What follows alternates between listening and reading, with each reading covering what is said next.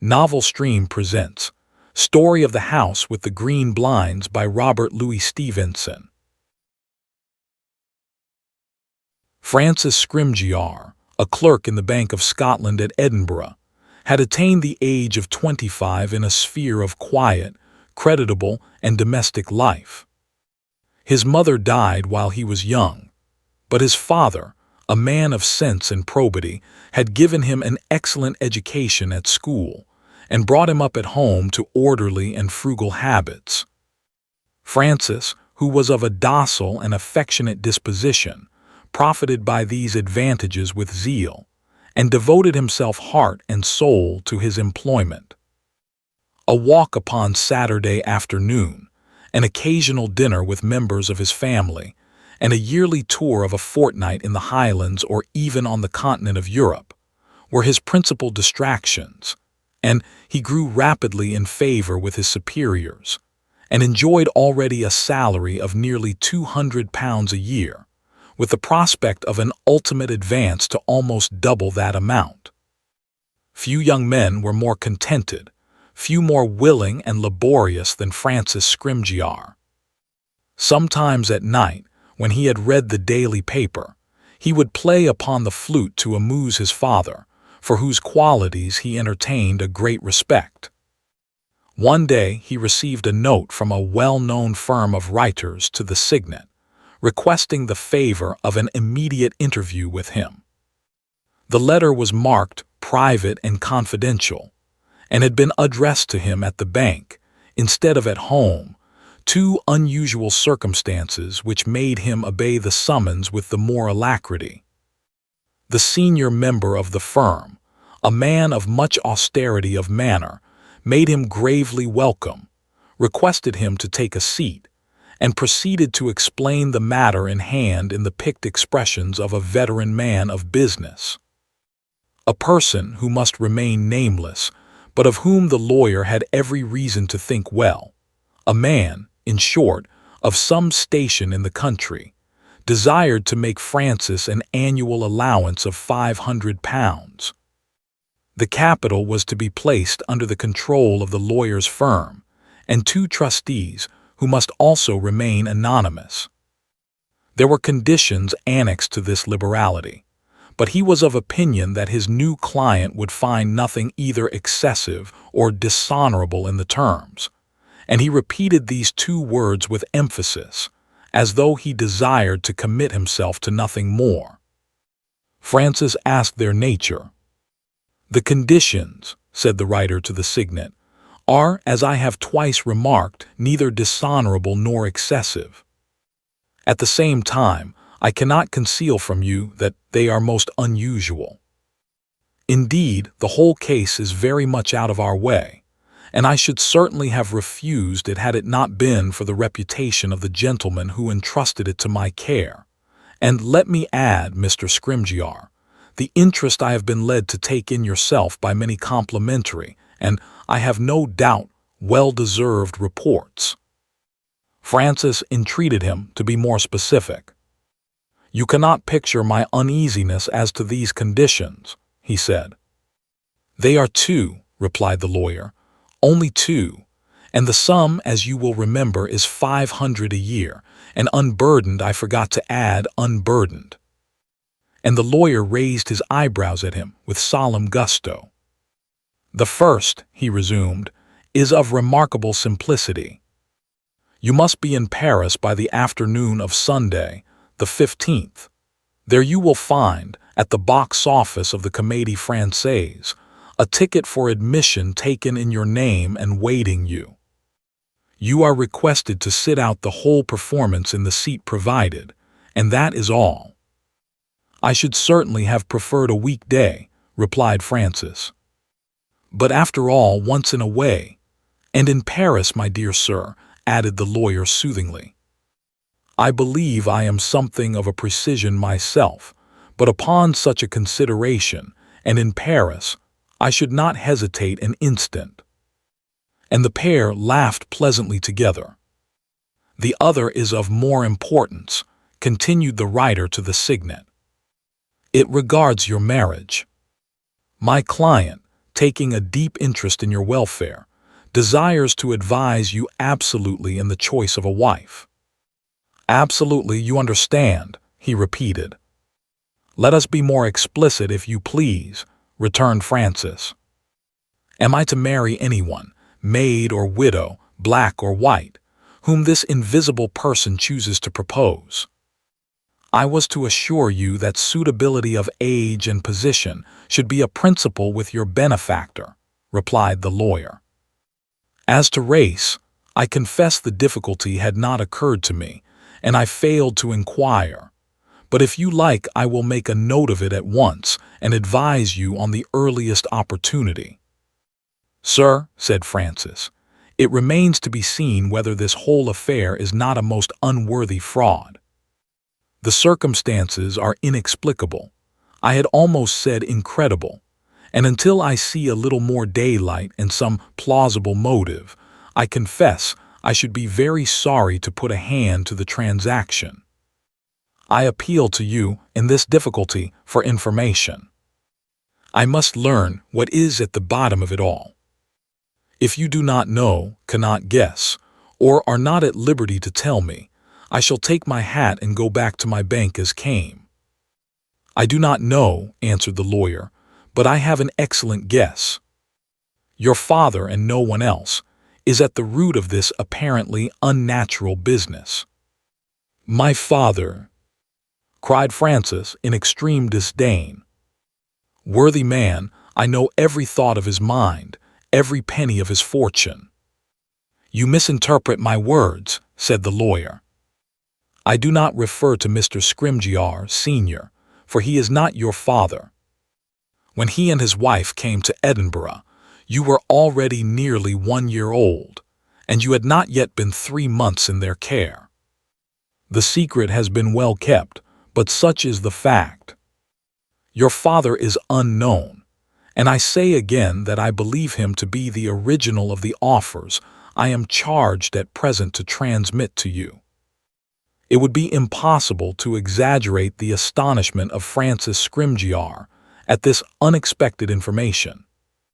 He pled this confusion to the lawyer. Sir, said he, after a piece of news so startling, you must grant me some hours for thought. You shall know this evening what conclusion I have reached. The lawyer commended his prudence, and Francis, excusing himself upon some pretext at the bank, took a long walk into the country and fully considered the different steps and aspects of the case. A pleasant sense of his own importance rendered him the more deliberate, but the issue was from the first not doubtful. His whole carnal man leaned irresistibly towards the 500 a year and the strange conditions with which it was burdened. He discovered in his heart an invincible repugnance to the name of Scrymgeour, which he had never hitherto disliked. He began to despise the narrow and unromantic interests of his former life, and when once his mind was fairly made up, he walked with a new feeling of strength and freedom, and nourished himself with the gayest anticipations. He said but a word to the lawyer, and immediately received a check for 2 quarters arrears, for the allowance was antedated from the 1st of January. With this in his pocket, he walked home. The flat in Scotland Street looked mean in his eyes. His nostrils, for the first time, rebelled against the odor of broth, and he observed little defects of manner in his adoptive father which filled him with surprise and almost with disgust. The next day, he determined, should see him on his way to Paris. In that city, where he arrived long before the appointed date, he put up at a modest hotel frequented by English and Italians, and devoted himself to improvement in the French tongue. For this purpose, he had a master twice a week, entered into conversation with loiterers in the Champs-Élysées, and nightly frequented the theater. He had his whole toilette fashionably renewed, and was shaved and had his hair dressed every morning by a barber in a neighboring street. This gave him something of a foreign air, and seemed to wipe off the reproach of his past years. At length, on the Saturday afternoon, He betook himself to the box office of the theater in the Rue Richelieu. No sooner had he mentioned his name than the clerk produced the order, in an envelope of which the address was scarcely dry. "It has been taken this moment," said the clerk. "Indeed," said Francis. "May I ask what the gentleman was like?" "Your friend is easy to describe," replied the official. "He is old and strong and beautiful, with white hair and a saber cut across his face. You cannot fail to recognize so marked a person." "No, indeed," returned Francis, "and I thank you for your politeness." "He cannot yet be far distant," added the clerk. "If you make haste, you might still overtake him." Francis did not wait to be twice told. He ran precipitately from the theater into the middle of the street and looked in all directions. More than one white-haired man was within sight, but though he overtook each of them in succession, all wanted the saber cut. For nearly half an hour he tried one street after another in the neighborhood, until at length, recognizing the folly of continued search, he started on a walk to compose his agitated feelings. For this proximity of an encounter with him to whom he could not doubt he owed the day had profoundly moved the young man. It chanced that his way lay up the Rue Drouot and thence up the Rue des Martyrs, and chance, in this case, served him better than all the forethought in the world. For on the outer boulevard he saw two men in earnest colloquy upon a seat. One was dark, young, and handsome, secularly dressed, but with an indelible clerical stamp.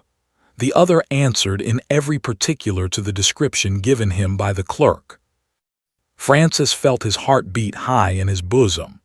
He knew he was now about to hear the voice of his father, and making a wide circuit, he noiselessly took his place behind the couple in question, who were too much interested in their talk to observe much else. As Francis had expected, the conversation was conducted in the English language. "Your suspicions begin to annoy me, Rolls," said the older man. "I tell you I am doing my utmost. A man cannot lay his hand on millions in a moment. Have I not taken you up, a mere stranger, out of pure good will? Are you not living largely on my bounty?" "On your advances, Mr. Vandeleur," corrected the other.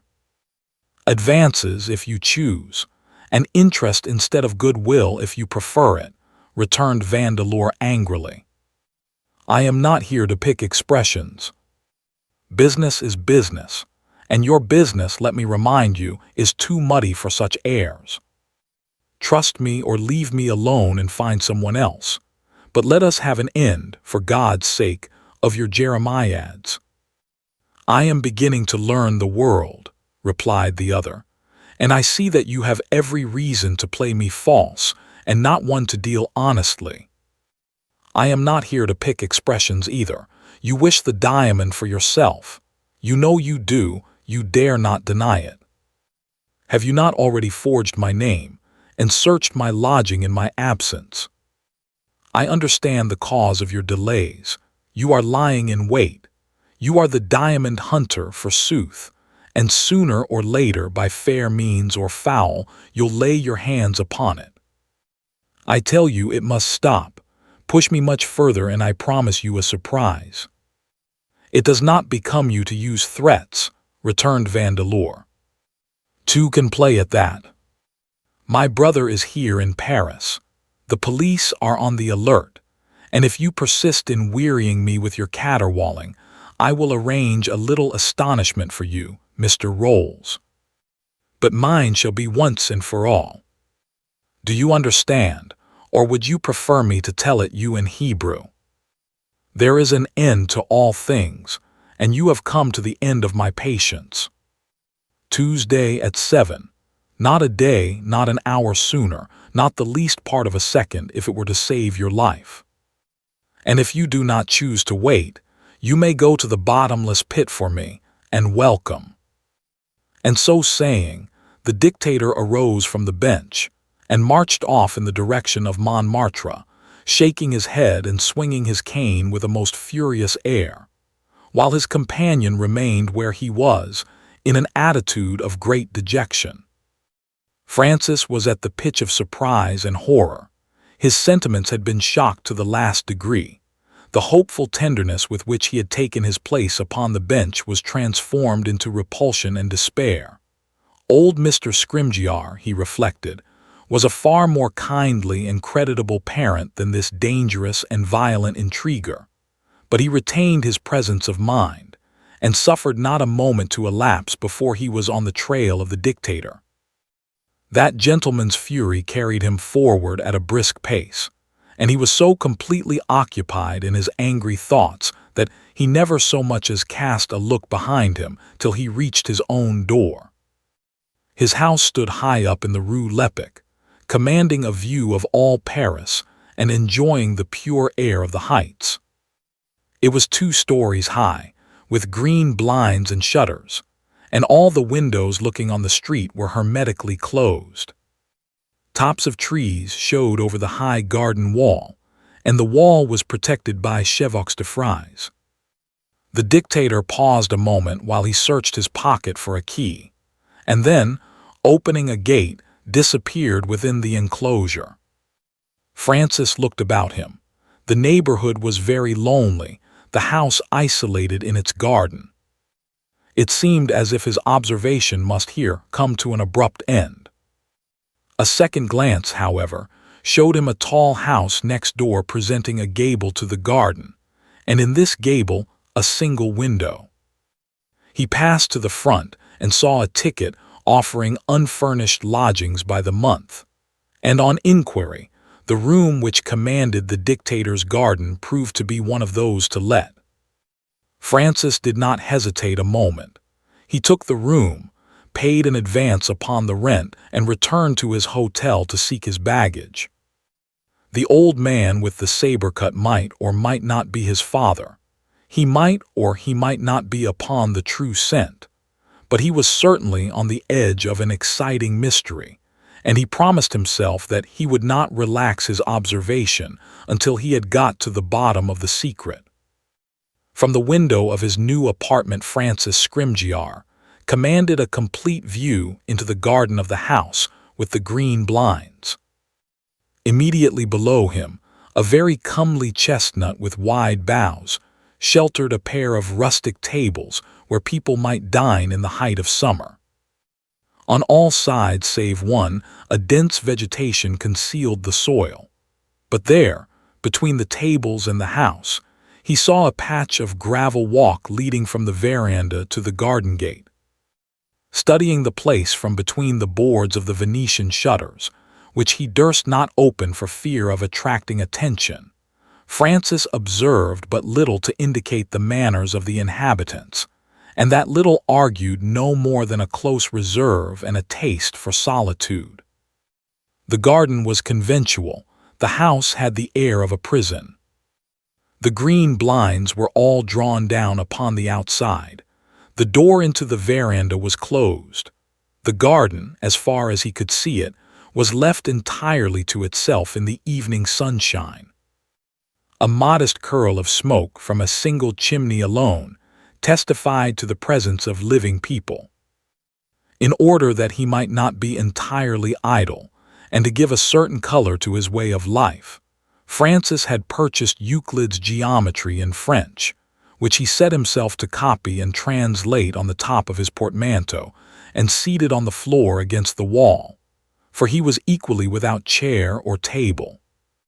From time to time, he would rise and cast a glance into the enclosure of the house with the green blinds, but the windows remained obstinately closed and the garden empty. Only late in the evening did anything occur to reward his continued attention.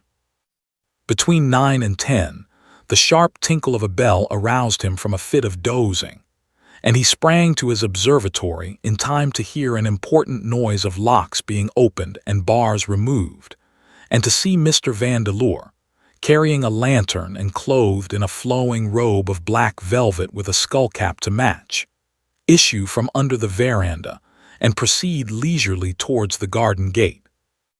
The sound of bolts and bars was then repeated, and a moment after Francis perceived the dictator escorting into the house, in the mobile light of the lantern, an individual of the lowest and most despicable appearance. Half an hour afterwards, the visitor was reconducted to the street, and Mr. Vandeleur, setting his light upon one of the rustic tables, finished a cigar with great deliberation under the foliage of the chestnut.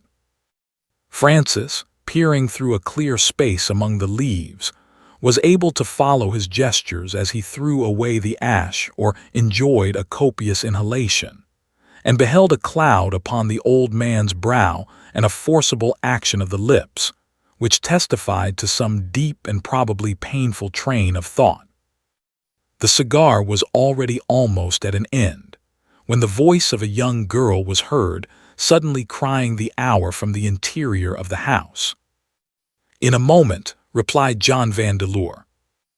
And with that he threw away the stump and, taking up the lantern, sailed away under the veranda for the night. As soon as the door was closed, absolute darkness fell upon the house. Francis might try his eyesight as much as he pleased. He could not detect so much as a single chink of light below a blind, and he concluded, with great good sense, that the bedchambers were all upon the other side. Early the next morning, for he was early awake after an uncomfortable night upon the floor, he saw cause to adopt a different explanation. The blinds rose, one after another, by means of a spring in the interior, and disclosed steel shutters such as we see on the front of shops. These in their turn were rolled up by a similar contrivance, and for the space of about an hour the chambers were left open to the morning air. At the end of that time, Mr. Vandeleur, with his own hand, once more closed the shutters and replaced the blinds from within. While Francis was still marveling at these precautions, the door opened, and a young girl came forth to look about her in the garden. It was not 2 minutes before she re-entered the house, but even in that short time he saw enough to convince him that she possessed the most unusual attractions. His curiosity was not only highly excited by this incident, but his spirits were improved to a still more notable degree. The alarming manners and more than equivocal life of his father ceased from that moment to prey upon his mind. From that moment he embraced his new family with ardor, and whether the young lady should prove his sister or his wife, he felt convinced she was an angel in disguise. So much was this the case that he was seized with a sudden horror when he reflected how little he really knew, and how possible it was that he had followed the wrong person when he followed Mr. Vandeleur. The porter whom he consulted could afford him little information, but such as it was, it had a mysterious and questionable sound. The person next door was an English gentleman of extraordinary wealth, and proportionately eccentric in his tastes and habits. He possessed great collections, which he kept in the house beside him, and it was to protect these that he had fitted the place with steel shutters, elaborate fastenings, and chevaux de frise along the garden wall. He lived much alone, in spite of some strange visitors with whom, it seemed, he had business to transact, and there was no one else in the house, except Mademoiselle and an old woman servant. "Is Mademoiselle his daughter?" inquired Francis. "Certainly," replied the porter. "Mademoiselle is the daughter of the house, and strange it is to see how she is made to work. For all his riches, it is she who goes to market, and every day in the week you may see her going by with a basket on her arm." "And the collections?" asked the other. "Sir," said the man, "they are immensely valuable. More I cannot tell you. Since M. de Vandeleur's arrival, no one in the quarter has so much as passed the door." "Suppose not," returned Francis. You must surely have some notion what these famous galleries contain. Is it pictures, silks, statues, jewels, or what?" "My faith, sir," said the fellow with a shrug, "it might be carrots, and still I could not tell you." "How should I know? The house is kept like a garrison, as you perceive." And then, as Francis was returning disappointed to his room, the porter called him back. "I have just remembered, sir," said he. "M. de Vandeleur has been in all parts of the world, and I once heard the old woman declare that he had brought many diamonds back with him. If that be the truth, there must be a fine show behind those shutters." By an early hour on Sunday, Francis was in his place at the theater. The seat which had been taken for him was only 2 or 3 numbers from the left-hand side, and directly opposite one of the lower boxes. As the seat had been specially chosen, there was doubtless something to be learned from its position, and he judged by an instinct that the box upon his right was, in some way or other, to be connected with the drama in which he ignorantly played a part. Indeed, it was so situated that its occupants could safely observe him from beginning to end of the piece, if they were so minded, while, profiting by the depth, they could screen themselves sufficiently well from any counter-examination on his side.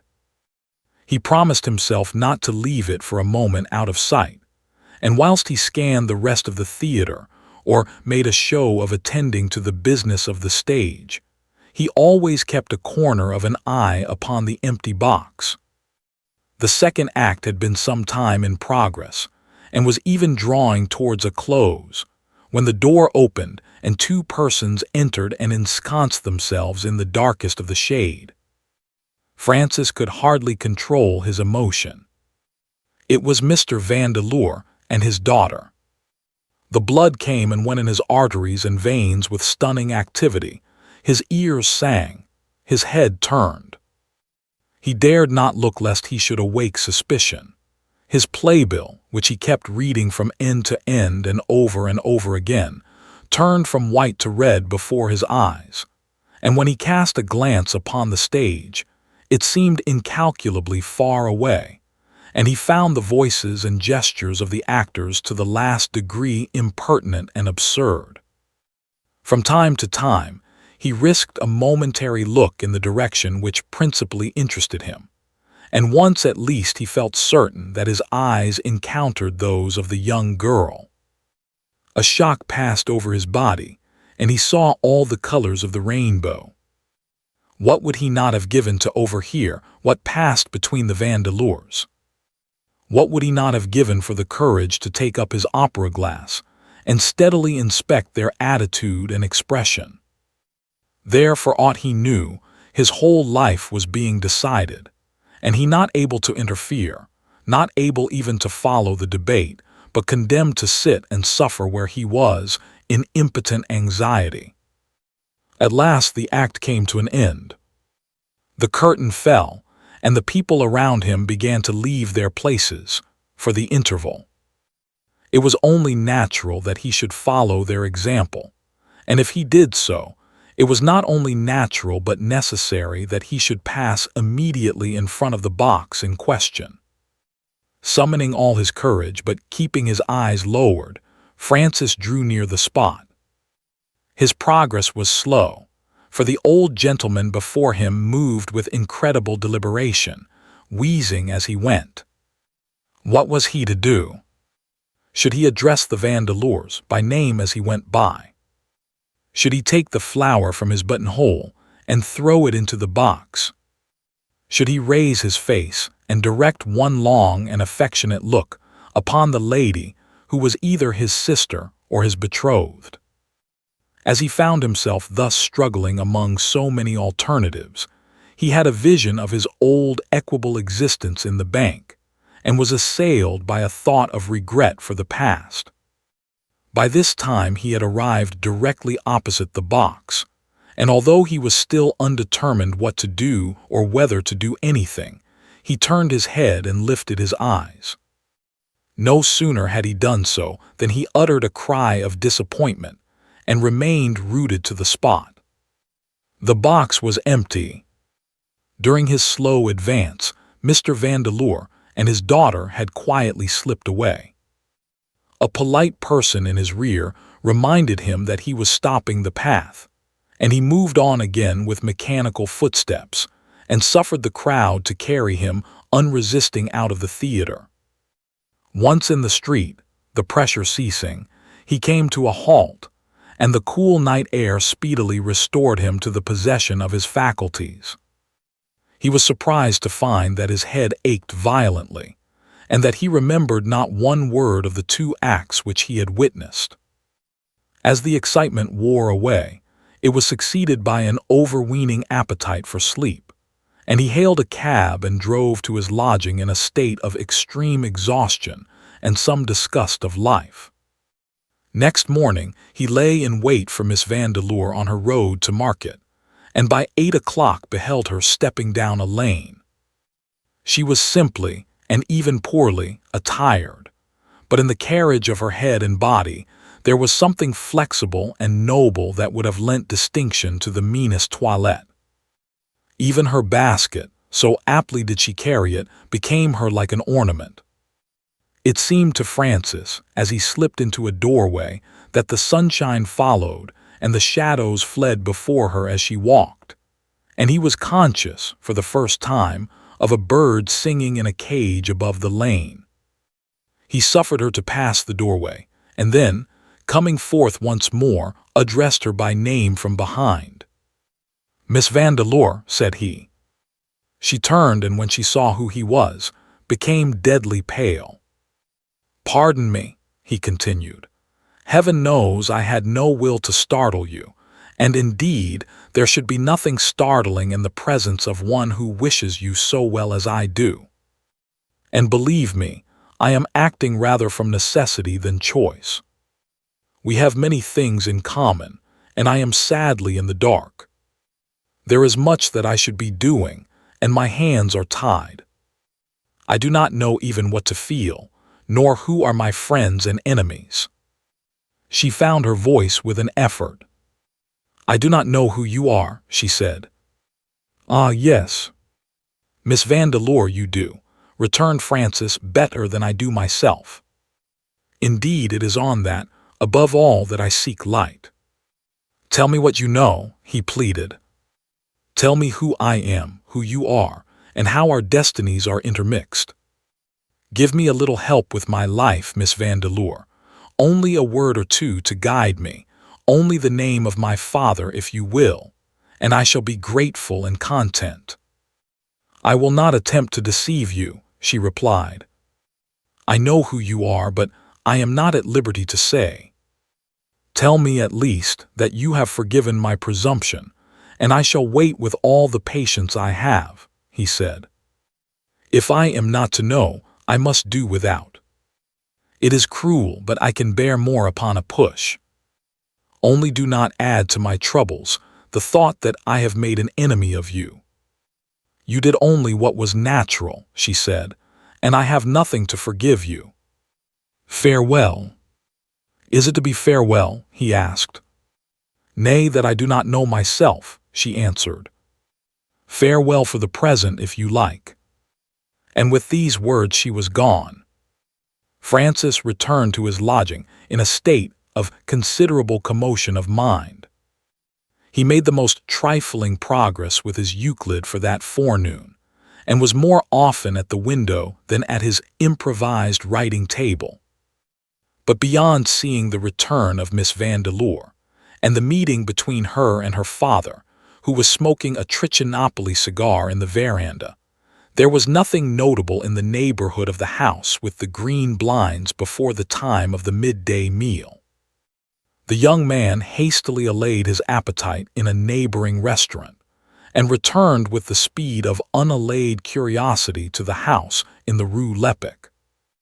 A mounted servant was leading a saddle horse to and fro before the garden wall, and the porter of Francis's lodging was smoking a pipe against the door-post, absorbed in contemplation of the livery and the steeds. "Look," he cried to the young man, "what fine cattle! What an elegant costume! They belong to the brother of M. de Vandeleur, who is now within upon a visit. He is a great man, a general in your country, and you doubtless know him well by reputation." "I confess," returned Francis, "that I have never heard of General Vandeleur before. We have many officers of that grade, and my pursuits have been exclusively civil." "It is he," replied the porter, "who lost the great diamond of the Indies. Of that at least you must have read often in the papers." As soon as Francis could disengage himself from the porter, he ran upstairs and hurried to the window. Immediately below the clear space in the chestnut leaves, the two gentlemen were seated in conversation over a cigar. The general, a red, military-looking man, offered some traces of a family resemblance to his brother. He had something of the same features, something, although very little, of the same free and powerful carriage. But he was older, smaller, and more common in air. His likeness was that of a caricature, and he seemed altogether a poor and debile being by the side of the dictator. They spoke in tones so low, leaning over the table with every appearance of interest, that Francis could catch no more than a word or two on an occasion. For as little as he heard, he was convinced that the conversation turned upon himself and his own career.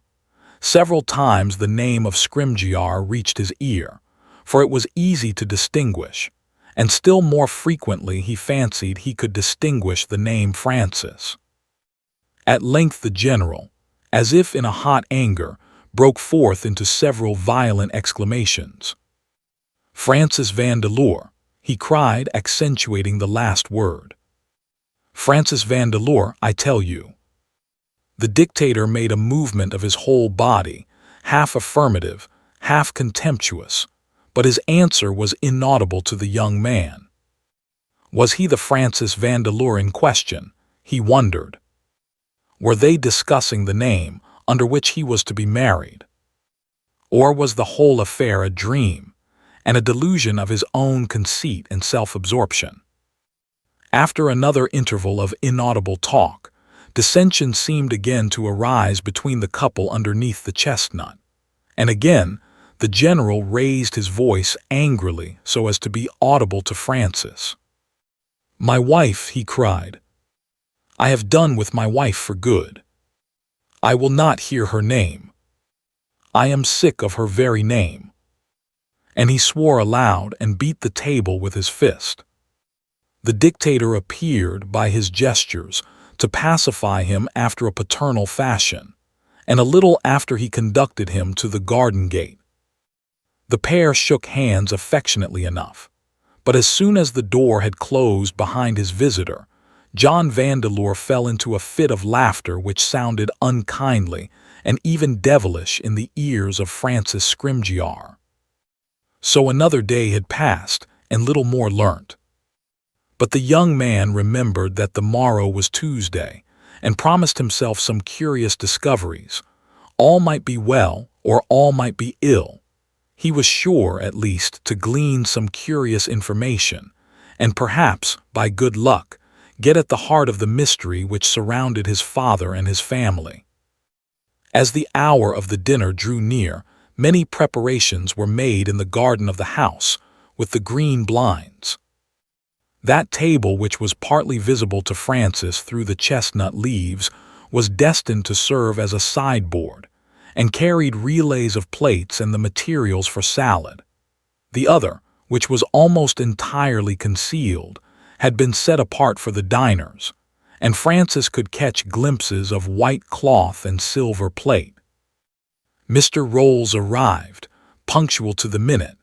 He looked like a man upon his guard and spoke low and sparingly. The dictator, on the other hand, appeared to enjoy an unusual flow of spirits. His laugh, which was youthful and pleasant to hear, sounded frequently from the garden, By the modulation and the changes of his voice, it was obvious that he told many droll stories and imitated the accents of a variety of different nations. And before he and the young clergyman had finished their vermouth, all feeling of distrust was at an end, and they were talking together like a pair of school companions. At length Miss Vandeleur made her appearance, carrying the soup tureen. Mr. Rolls ran to offer her assistance, which she laughingly refused, and there was an interchange of pleasantries among the trio, which seemed to have reference to this primitive manner of waiting by one of the company. "One is more at one's ease," Mr. Vandeleur was heard to declare. Next moment they were all three in their places, and Francis could see as little as he could hear of what passed. But the dinner seemed to go merrily. There was a perpetual babble of voices and sound of knives and forks below the chestnut, and Francis, who had no more than a roll to gnaw, was affected with envy by the comfort and deliberation of the meal. The party lingered over one dish after another, and then over a delicate dessert, with a bottle of old wine carefully uncorked by the hand of the dictator himself. As it began to grow dark, a lamp was set upon the table and a couple of candles on the sideboard, for the night was perfectly pure, starry, and windless. Light overflowed besides from the door and window in the veranda, so that the garden was fairly illuminated and the leaves twinkled in the darkness. For perhaps the 10th time Miss Vandeleur entered the house, and on this occasion she returned with the coffee tray, which she placed upon the sideboard. At the same moment her father rose from his seat. "The coffee is my province," Francis heard him say. And next moment he saw his supposed father standing by the sideboard in the light of the candles.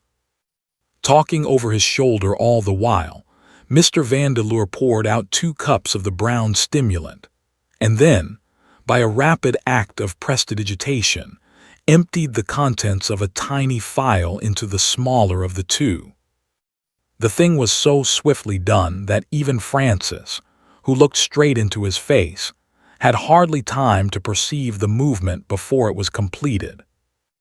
And next instant, and still laughing, Mr. Vandeleur had turned again towards the table with a cup in either hand.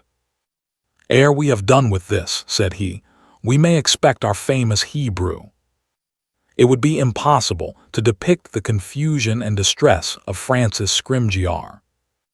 He saw foul play going forward before his eyes, and he felt bound to interfere, but knew not how. It might be a mere pleasantry, and then how should he look if he were to offer an unnecessary warning? Or again, if it were serious, the criminal might be his own father, and then how should he not lament if he were to bring ruin on the author of his days? For the first time, he became conscious of his own position as a spy. To wait inactive at such a juncture, and with such a conflict of sentiments in his bosom, was to suffer the most acute torture. He clung to the bars of the shutters, his heart beat fast and with irregularity, and he felt a strong sweat break forth upon his body.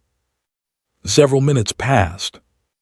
He seemed to perceive the conversation die away and grow less and less in vivacity and volume, but still no sign of any alarming or even notable event. Suddenly, the ring of a glass breaking was followed by a faint and dull sound, as of a person who should have fallen forward with his head upon the table. At the same moment, a piercing scream rose from the garden. "What have you done?" cried Miss Vandeleur. "He is dead," the dictator replied in a violent whisper, so strong and sibilant that every word was audible to the watcher at the window. "Silence," said Mr. Vandeleur. "The man is as well as I am. Take him by the heels, whilst I carry him by the shoulders." Francis heard Miss Vandeleur break forth into a passion of tears. "Do you hear what I say?"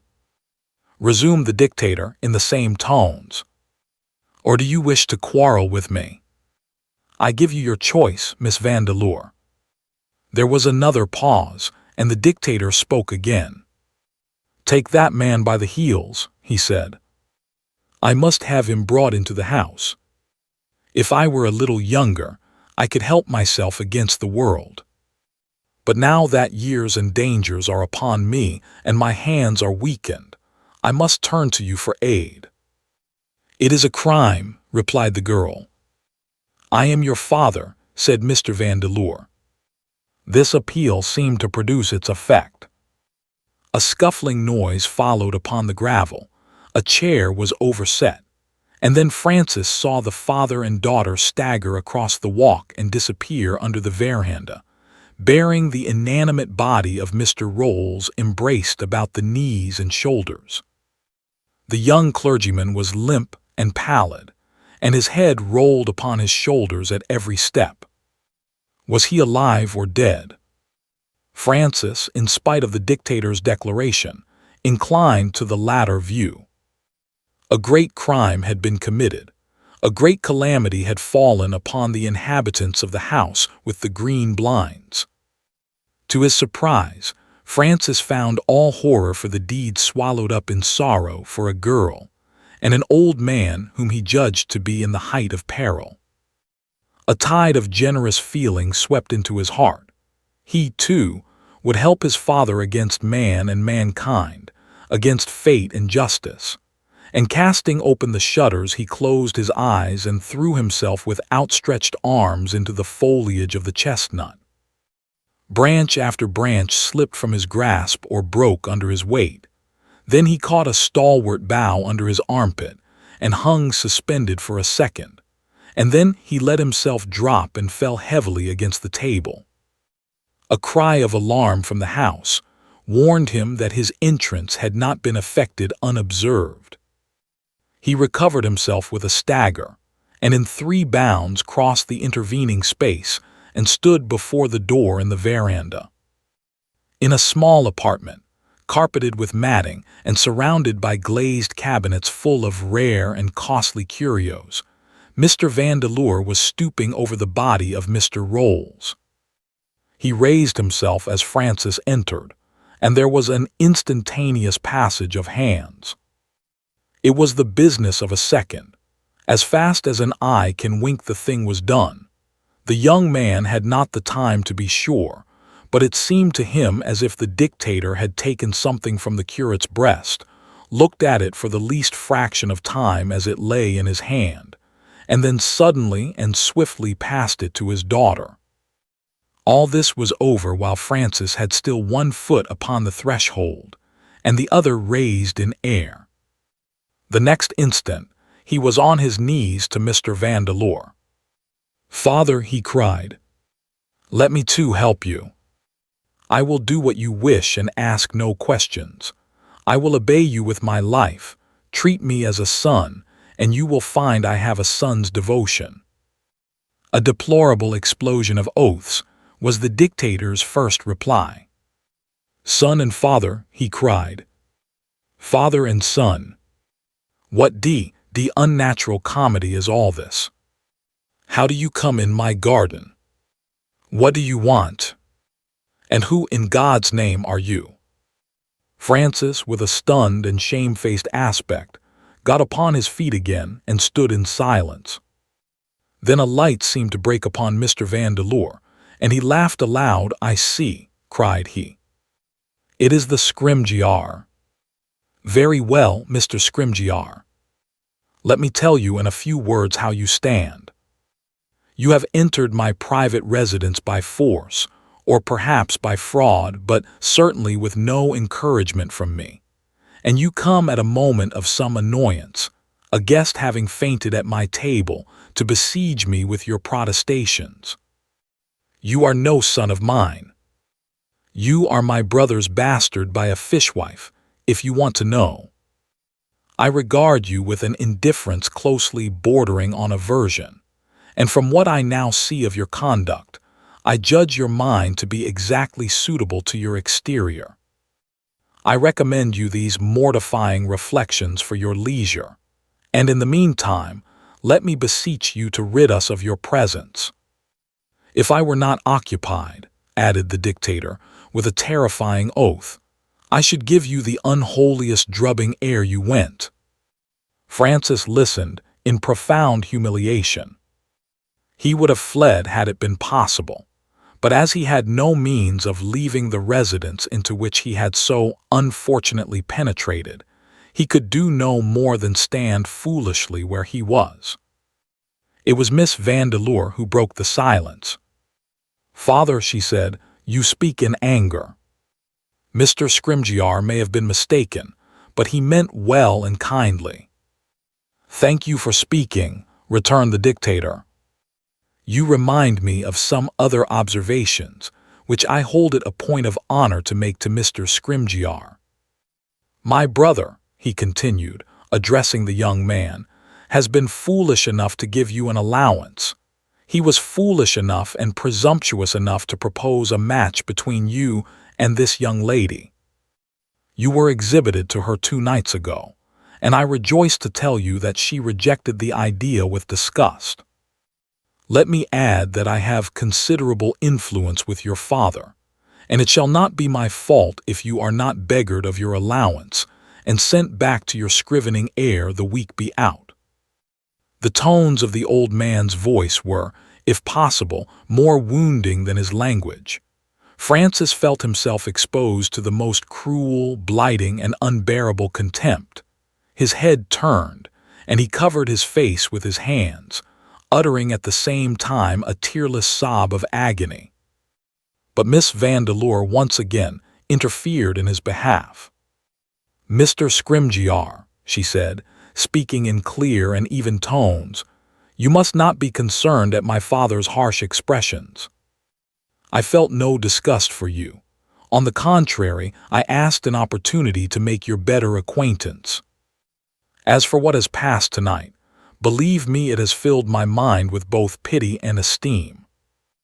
Just then Mr. Rolls made a convulsive movement with his arm, which convinced Francis that he was only drugged, and was beginning to throw off the influence of the opiate.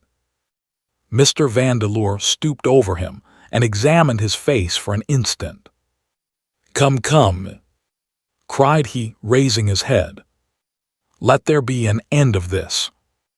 And since you are so pleased with his conduct, Miss Vandeleur, take a candle and show the bastard out." The young lady hastened to obey.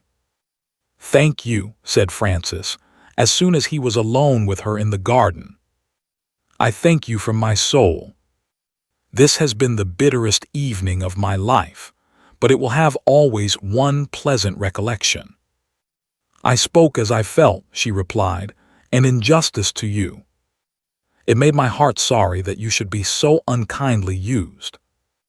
By this time they had reached the garden gate, and Miss Vandeleur, having set the candle on the ground, was already unfastening the bolts.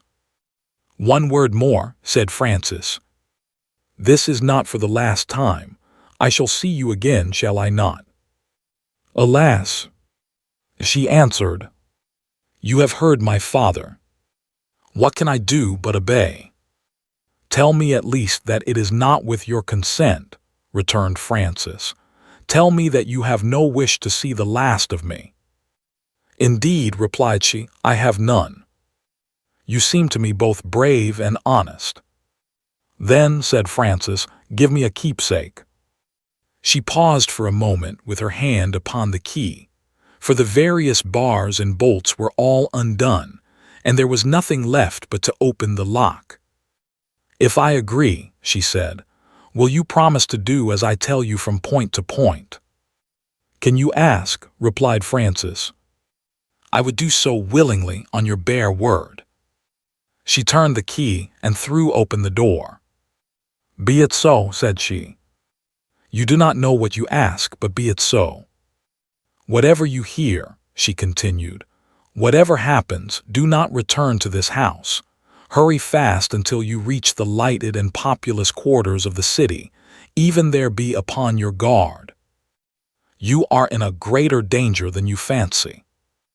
Promise me you will not so much as look at my keepsake, until you are in a place of safety." "I promise," replied Frances. She put something loosely wrapped in a handkerchief into the young man's hand, and at the same time, with more strength than he could have anticipated, she pushed him into the street. "Now run," she cried. He heard the door close behind him, and the noise of the bolts being replaced. "My faith," said he, "since I have promised." And he took to his heels down the lane that leads into the Rue Ravignan. He was not 50 paces from the house with the green blinds when the most diabolical outcry suddenly arose out of the stillness of the night. Mechanically he stood still. Another passenger followed his example.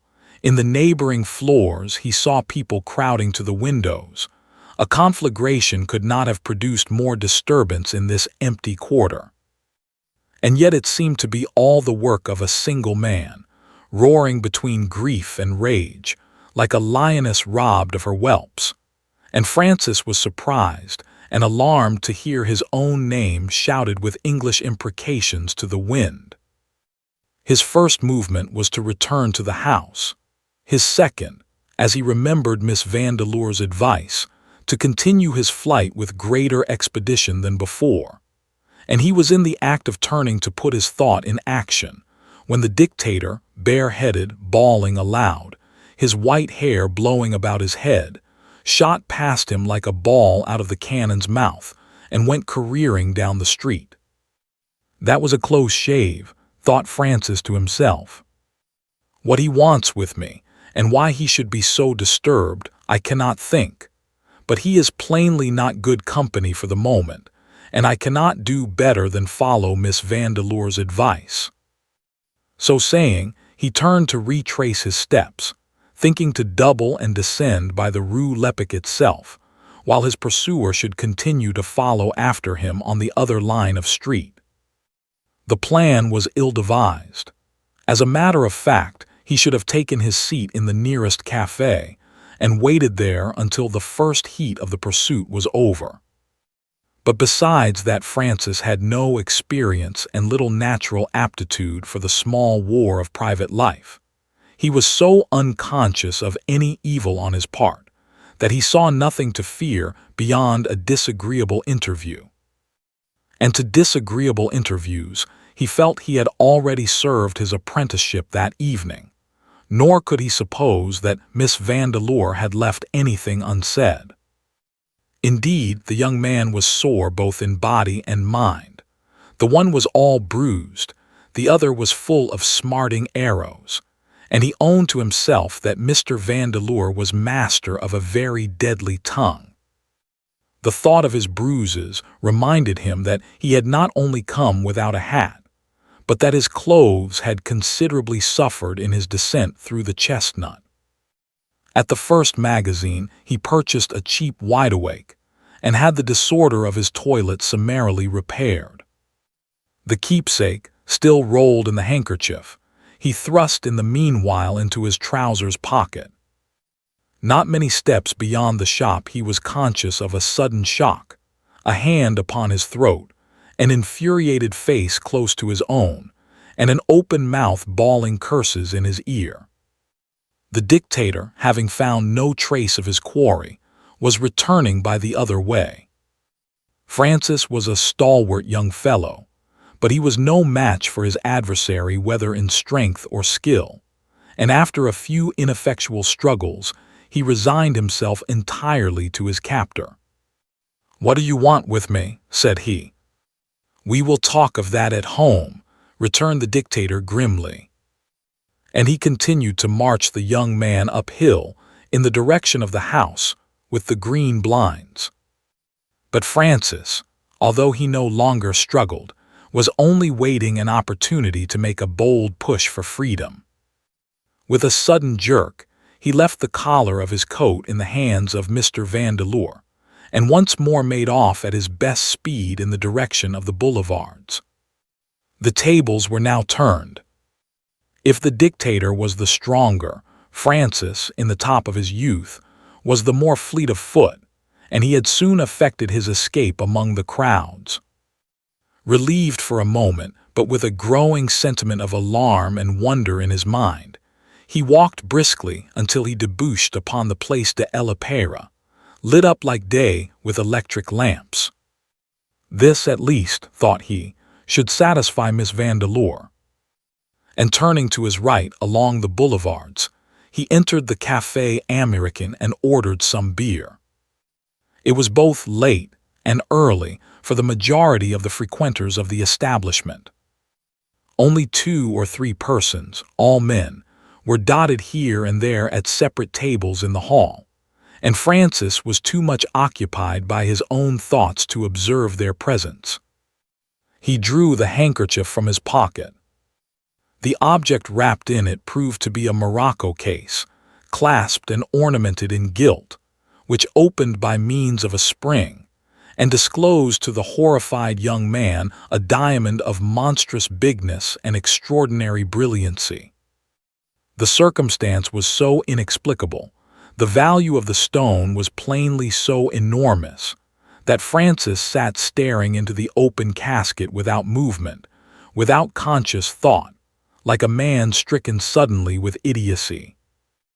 A hand was laid upon his shoulder lightly but firmly, and a quiet voice, which yet had in it the ring of command, uttered these words in his ear: "Close the casket and compose your face." Looking up, he beheld a man, still young, of an urbane and tranquil presence, and dressed with rich simplicity. This personage had risen from a neighboring table, and, bringing his glass with him, had taken a seat beside Francis. "Close the casket," repeated the stranger, "and put it quietly back into your pocket, where I feel persuaded it should never have been. Try, if you please, to throw off your bewildered air, and act as though I were one of your acquaintances whom you had met by chance. So, touch glasses with me. That is better. I fear, sir, you must be an amateur." And the stranger pronounced these last words with a smile of peculiar meaning, leaned back in his seat, and enjoyed a deep inhalation of tobacco. "For God's sake," said Francis, "tell me who you are and what this means." "Why I should obey your most unusual suggestions I am sure I know not, but the truth is, I have fallen this evening into so many perplexing adventures, and all I meet conduct themselves so strangely, that I think I must either have gone mad or wandered into another planet. Your face inspires me with confidence. You seem wise, good, and experienced. Tell me, for heaven's sake, why you accost me in so odd a fashion." "All in due time," replied the stranger. "But I have the first hand, and you must begin by telling me how the Rajah's diamond is in your possession."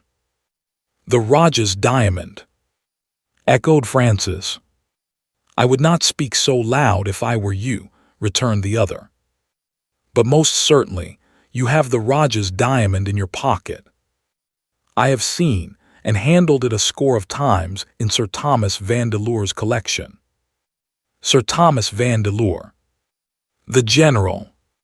"My father!" cried Francis. "Your father?" repeated the stranger. "I was not aware the general had any family." "I am illegitimate, sir," replied Francis with a flush. The other bowed with gravity. It was a respectful bow, as of a man silently apologizing to his equal, and Francis felt relieved and comforted, he scarce knew why. The society of this person did him good. He seemed to touch firm ground. A strong feeling of respect grew up in his bosom, and mechanically he removed his wide-awake as though in the presence of a superior. "I perceive," said the stranger, "that your adventures have not all been peaceful. Your collar is torn, your face is scratched, you have a cut upon your temple. You will, perhaps, pardon my curiosity when I ask you to explain how you came by these injuries, and how you happen to have stolen property to an enormous value in your pocket." "I must differ from you," returned Francis hotly. I possess no stolen property. And if you refer to the diamond, it was given to me not an hour ago by Miss Vandeleur in the Rue Lepic." "By Miss Vandeleur of the Rue Lepic," repeated the other. "You interest me more than you suppose. Pray continue." "Heavens!" cried Francis. His memory had made a sudden bound. He had seen Mr. Vandeleur take an article from the breast of his drugged visitor, and that article, he was now persuaded, was a Morocco case. "You have a light?" inquired the stranger. "Listen," replied Francis. "I know not who you are, but I believe you to be worthy of confidence and helpful. I find myself in strange waters. I must have counsel and support, and since you invite me, I shall tell you all." And he briefly recounted his experiences since the day when he was summoned from the bank by his lawyer. "Yours is indeed a remarkable history," said the stranger, after the young man had made an end of his narrative, "and your position is full of difficulty and peril. Many would counsel you to seek out your father and give the diamond to him, but I have other views." "Waiter," he cried. The waiter drew near. "Will you ask the manager to speak with me a moment?" said he, and Francis observed once more, both in his tone and manner, the evidence of a habit of command. The waiter withdrew, and returned in a moment with manager, who bowed with obsequious respect. "What," said he, "can I do to serve you?" "Have the goodness," replied the stranger, indicating Francis, "to tell this gentleman my name." "You have the honor, sir," said the functionary, addressing young Scrymgeour, "to occupy the same table with His Highness Prince Florizel of Bohemia." Francis rose with precipitation, and made a grateful reverence to the prince, who bade him resume his seat. "I thank you," said Florizel, once more addressing the functionary. "I am sorry to have deranged you for so small a matter." And he dismissed him with a movement of his hand. "And now," added the prince, turning to Francis, "give me the diamond." Without a word, the casket was handed over. "You have done right," said Florizel. "Your sentiments have properly inspired you, and you will live to be grateful for the misfortunes of tonight. A man, Mr. Scrymgeour, may fall into 1,000 perplexities, but if his heart be upright and his intelligence unclouded, he will issue from them all without dishonor. Let your mind be at rest. Your affairs are in my hand, and with the aid of heaven I am strong enough to bring them to a good end. Follow me, if you please, to my carriage." So saying, the prince arose, and, having left a piece of gold for the waiter, conducted the young man from the café and along the boulevard to where an unpretentious brougham and a couple of servants out of livery awaited his arrival. "This carriage," said he, "is at your disposal. Collect your baggage as rapidly as you can make it convenient, and my servants will conduct you to a villa in the neighborhood of Paris, where you can wait in some degree of comfort until I have had time to arrange your situation.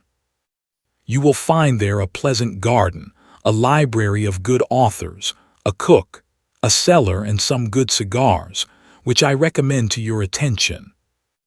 Jérôme," he added, turning to one of the servants, "you have heard what I say.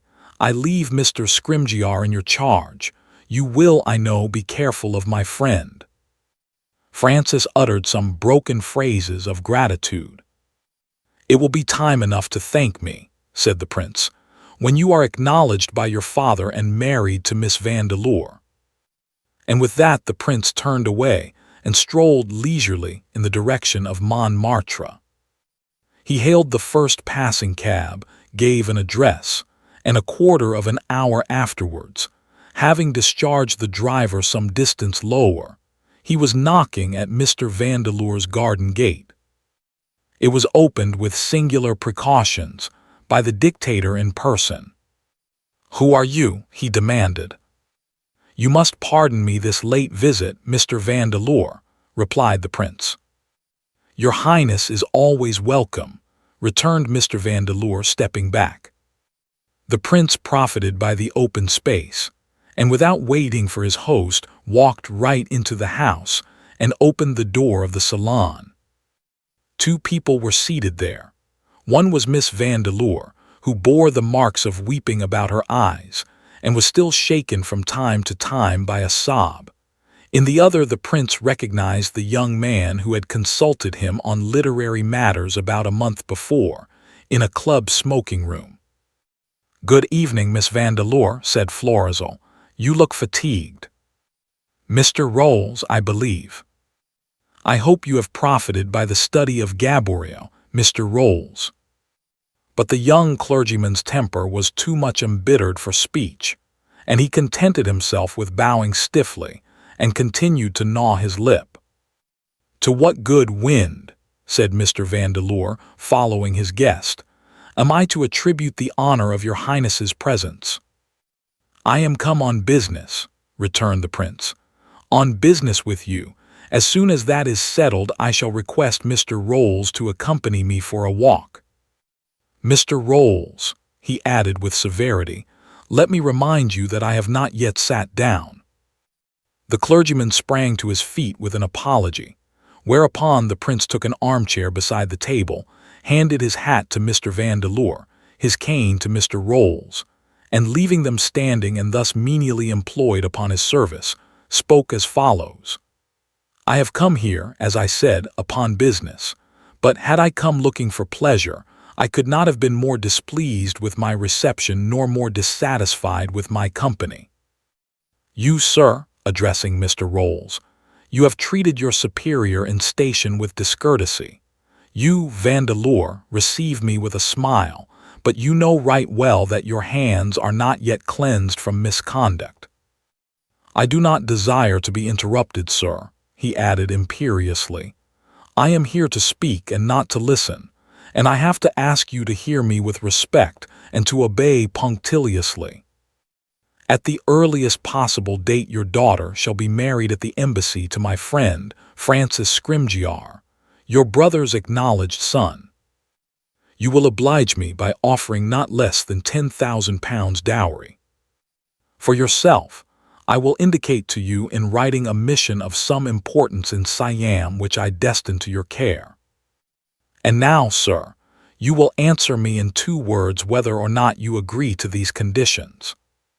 "Your Highness will pardon me," said Mr. Vandeleur, "and permit me with all respect to submit to him 2 queries." "The permission is granted," replied the prince. "Your Highness," resumed the dictator, "has called Mr. Scrymgeour his friend. Believe me, had I known he was thus honored, I should have treated him with proportional respect." "You interrogate adroitly," said the prince, "but it will not serve your turn. You have my commands. If I had never seen that gentleman before tonight, it would not render them less absolute." "Your Highness interprets my meaning with his usual subtlety," returned Vandeleur. "Once more, I have, unfortunately, put the police upon the track of Mr. Scrymgeour on a charge of theft. Am I to withdraw or to uphold the accusation?" "You will please yourself," replied Florizel. "The question is one between your conscience and the laws of this land. Give me my hat, and you, Mr. Rolls, give me my cane and follow me. Miss Vandeleur, I wish you good evening. I judge," he added to Vandeleur, "that your silence means unqualified assent." "If I can do no better," replied the old man, "I shall submit, but I warn you openly it shall not be without a struggle." "You are old," said the prince, "but years are disgraceful to the wicked. Your age is more unwise than the youth of others. Do not provoke me, or you may find me harder than you dream. This is the first time that I have fallen across your path in anger. Take care that it be the last." With these words, motioning the clergyman to follow, Florizel left the apartment and directed his steps towards the garden gate, and the dictator, following with a candle, gave them light, and once more undid the elaborate fastenings with which he sought to protect himself from intrusion. "Your daughter is no longer present," said the prince, turning on the threshold. "Let me tell you that I understand your threats, and you have only to lift your hand to bring upon yourself sudden and irremediable ruin." The dictator made no reply, but as the prince turned his back upon him in the lamplight, he made a gesture full of menace and insane fury, and the next moment, slipping round a corner, he was running at full speed for the nearest cab stand. "Here," says my Arabian, "the thread of events is finally diverted from the house with the green blinds. One more adventure," he adds, "and we have done with the Rajah's diamond." That last link in the chain is known among the inhabitants of Baghdad by the name of the adventure of Prince Florizel and a detective. Thank you for listening.